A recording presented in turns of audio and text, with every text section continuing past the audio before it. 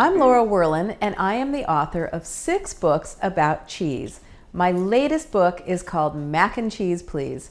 So today we're going to make a Gouda mac and cheese. Here we have a white sauce, and a basic white sauce is just butter that you melt, add some flour, whisk that in, and then I have milk and cream and some salt here. And to that, I'm going to add some fresh nutmeg, like that, which gives it just a wonderful warm spice. And then Gouda cheese.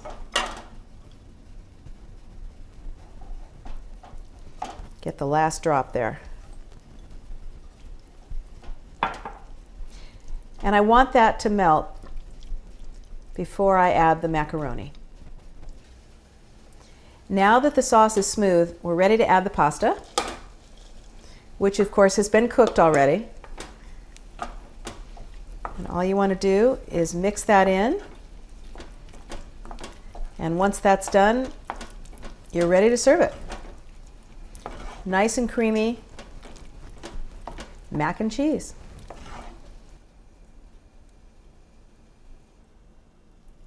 So here we have a super creamy version of mac and cheese because we made it on the stovetop. But you can use the same recipe, put it in a baking dish, and put it in the oven if you want a crusty topping instead of just a creamy one. Either way, it's really great mac and cheese.